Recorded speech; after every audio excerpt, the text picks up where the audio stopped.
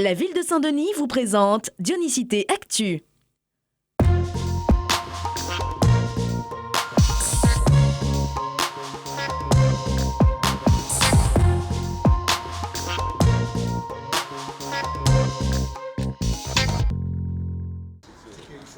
La ville de Saint-Denis et la SHLMR viennent d'inaugurer l'îlot A2 rue Issop-Ravat. Ce bâtiment s'inscrit dans le projet immobilier plus global de l'espace océan.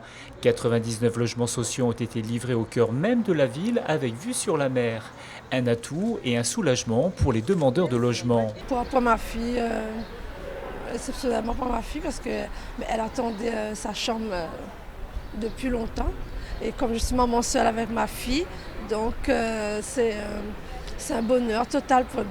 Voilà. Pour nous, c'est une nouvelle vie parce qu'avant, nous, on vivait, c'était très petit.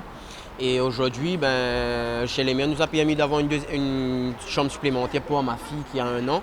La municipalité redouble d'efforts et de stratégies pour fournir un logement décent et approprié aux besoins des familles. Car être logé convenablement participe à l'équilibre de la famille et des enfants. Nous avons affiché depuis 2008 500 logements sociaux par an. Cette année, ça va être une année exceptionnelle, une bonne crue puisque nous allons livrer d'ici la fin de l'année 900 logements. Et c'est vrai que c'est une volonté politique forte. Nous intervenons de plusieurs manières, par la garantie d'emprunt, par la surcharge foncière, 3 000 € par logement que nous consacrons. Mais nous faisons aussi bien sûr de la vente de terrains communaux. Parmi ces 99 logements, 25 d'entre eux sont réservés aux familles aux revenus les plus modestes.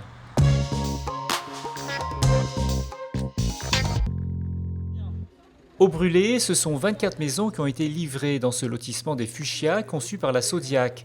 Pour ce quartier de Saint-Denis excentré, ces habitations étaient très attendues. Auparavant, je vivais chez ma mère avec mes 2 enfants, mes 2 filles. C'était compliqué parce que c'était très petit.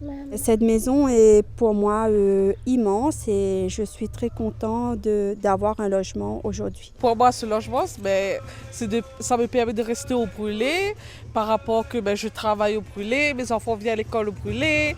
Et puis pour moi, mon ancien loyer c'était un peu cher. La ville met au cœur de ses préoccupations le logement social. Elle veille aussi à loger les familles dans des espaces agréables et épanouissants. La qualité des bâtiments, l'esthétique, donc l'architecture est vraiment un petit chef-d'œuvre. Donc je suis très heureux pour les 24 familles qui vont pouvoir s'épanouir dans ces logements. Très heureux bien sûr pour le Brûlé qui est en train de se développer. Donc voilà, cela rentre dans notre volonté, dans notre ambition d'offrir un logement à chaque famille et bien entendu de construire un maximum de logements sociaux à destination des familles dépourvues de logement. La semaine prochaine, ce seront les habitants de Sainte-Clotilde qui profiteront de leur nouveau logement.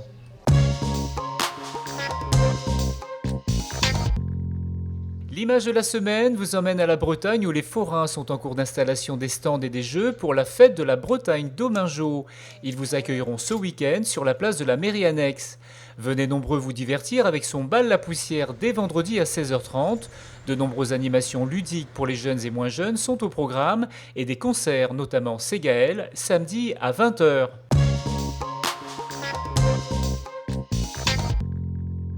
Les Journées européennes du patrimoine animeront ce week-end du 17 et 18 septembre.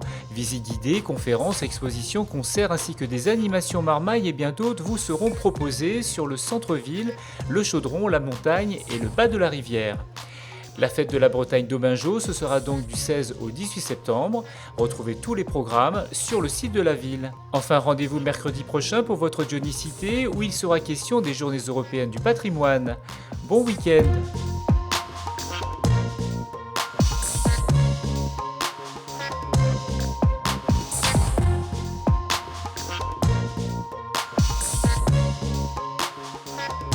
La ville de Saint-Denis vous a présenté Dionysité Actu.